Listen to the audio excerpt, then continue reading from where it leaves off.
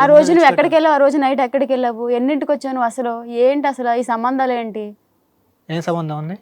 ఆ రోజు మేడం నేను మా ఊరు వెళ్ళాను మేడం, అమ్మాళ్ళ ఇంటికి వెళ్ళాను, పాపను తీసుకుని బాగాలేదని అమౌంట్ కోసం నేను అమ్మాళ్ళ ఇంటికి వెళ్ళాను. నేను వెళ్ళి వస్తున్నా, అప్పటికి మా తోటకోళ్ళు, అదే మా అక్కగారు, మా తోటకోళ్ళు వాళ్ళు వాళ్ళ ఇంట్లో తలుపులు ఇట్లా తెరిచి మమ్మల్ని దగ్గరగా ఉన్నాయి. దగ్గరగా ఉన్నప్పుడు ఇంట్లో ఏంటమ్మా అందరూ ఒక ఇల్లే కదా, వాళ్ళు బెడ్రూమ్ తలుపు అంటున్నావా? వాళ్ళ బెడ్రూమ్ తలుపు. ఓకే. నేను మా ఇంటికి వెళ్ళిన, మా రూమ్కి వెళ్ళాను ఫస్ట్. మా రూమ్లో మా ఆయన గారు లేరు ఈ టైంలో. అదే మా ఆయన పనికి వెళ్ళదు, ఇంట్లో దగ్గర ఉంటాడు. ఆ సండే ఆ రోజు ఎక్కడికి వెళ్ళాడు అనుకొని సరే అని పాపను పడుకోబెట్టేసి మామూలుగా వెళ్ళాను. ఆ రూములు ఇలా తెరిచి ఉన్నాయి, మా అక్కడ అడిదాం కదని అడిగితే వెళ్తే వాళ్ళిద్దరేమో ముద్దులు పెట్టుకుంటున్నారు. అసలు ఏం మాట్లాడుతున్నావు తెలుస్తుందా నీకు? అవును బావ, నేను చూసాను బావా, నేను కళ్ళారా చూసాను తెలుసా. ఇద్దరు ముద్దులు పెట్టుకుని నాకు షాక్ అయిపోయాను. అసలు ఏడుపు వచ్చింది, శనిపోలు అనిపించింది, అంతలా అయిపోయింది. మీ పేరేంటండి? నా పేరు రమేష్ అండి. ఎవరు? అభికి ఏమవుతారు మీరు? అన్న అవుతానండి. నువ్వు అన్నయ్య. ఏంటి అమ్మాయి ఎలా అంటుంది? ఇక్కడ డిస్ప్యూట్ వీళ్ళిద్దరూ రావాలనుకున్న విషయం ఏంటంటే ఆ ఫ్యామిలీతో అక్రమ సంబంధం ఉండడం వల్ల. అసలు ఇన్నాళ్ళ నుంచి నాకు తెలియదు మేడం, సడన్ గా చూసేసరికి నాకు షాక్ అయిపోయాను. అసలు ఏం చెప్పాలి కూడా అర్థం కాలేదు తెలుసా, అంత బాధ వేస్తుంది నాకు. మీ బావగారు అది అబద్ధం అంటున్నారమ్మా. బావగారు నిజం చెప్తున్నాను బావ, నేను కల్లారా చూసాను, పాప మీద ప్రామిస్, నిజంగా నేను కన్నా పాప మీద ప్రామిస్, నిజం చెప్తున్నా తెలుసా. నేను కల్లారా చూసాను, నాకు ఏడుపు వస్తుంది. మీకేం తెలుసు నా బాధ? మా ఆయన అట్లా చేస్తే నేను ఎలా ఊరుకుంటాను? మీరు అయితే ఊరుకుంటారేమో, నేను ఊరుకోలేను. సరే వెంటనే చెప్పావమ్మా మీ బావగారికి? వెంటనే అప్పుడు మీ బావగారు ఎక్కడున్నారు? మా బావగారు బయట ఉన్నారు. ఆ టైంలో బయట ఉన్నారు. చెప్పావా? వచ్చాక చెప్పాను, బావ ఇట్లా చేస్తున్నారు బావా వాళ్ళు. నువ్వు రెడీ హ్యాండెడ్ గా పట్టుకున్నప్పుడు వాళ్ళిద్దరి పరిస్థితి ఏంటి? ఏం చెప్తున్నారు నీకు? సడన్ గా వెళ్ళేసరికి వాళ్ళిద్దరు అట్లా ముద్దులు పెట్టుకుని కోలించుకొని, ఇదేంటి అసలు ఏమైంది, ఇట్లా ఎందుకు చేస్తున్నావు, అసలు ఏంటి అక్క నీకన్నా సిగ్గుందా అని అడిగాను.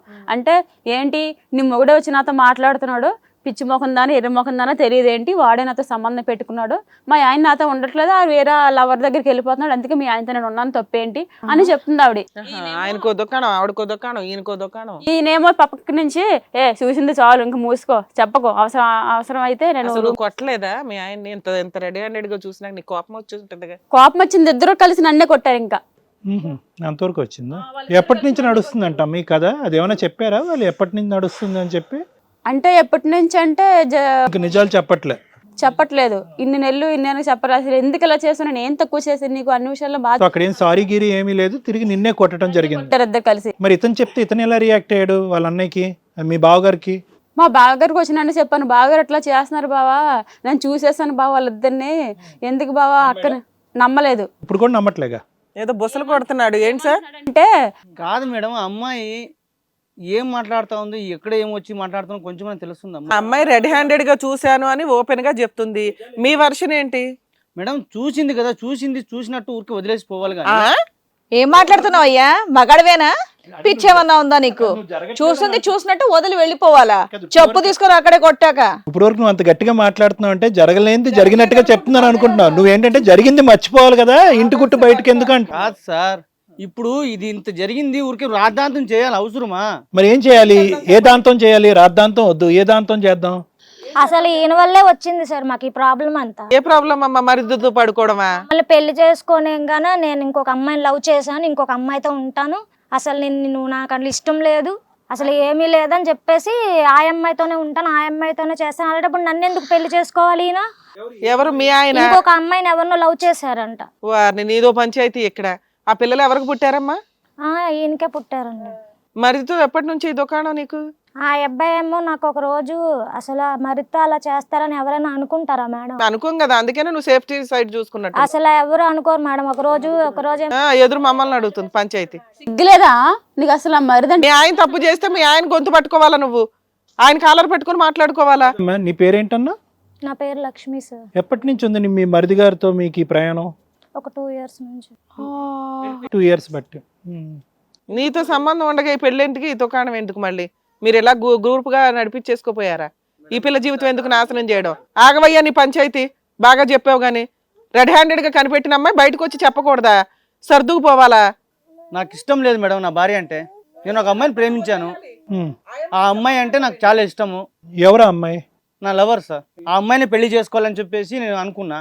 మా పెద్దవాళ్ళు ఒప్పించి సస్తాము ఈ అమ్మాయిని పెళ్లి చేసుకోకపోతే అని చెప్పేసి నాకు ఈ అమ్మాయిని నాకు కంటగట్టారు. పెళ్లికి ముందే నీకు ఆ అమ్మాయితో అమ్మాయితో నాకు రిలేషన్ ఉంది, ఇప్పటికీ కంటిన్యూ అవుతుంది. ఇప్పటికీ ఉంది. ఈ జరిగిన తర్వాత అమ్మాయి చావడానికి కూడా రెడీ అయిపోయింది. ఈ అమ్మాయిని పెళ్లి చేసుకున్నాను. పెళ్లి చేసుకున్న తర్వాత ఆ అమ్మాయి చచ్చిపోవడానికి కూడా మీ ఇద్దరికి మ్యారేజ్ ఎన్ని సంవత్సరాలు అయింది? 5 years అయింది మేడం. మరి పిల్లని ఎందుకు కన్నావు? భార్య ఇష్టం లేకపోతే?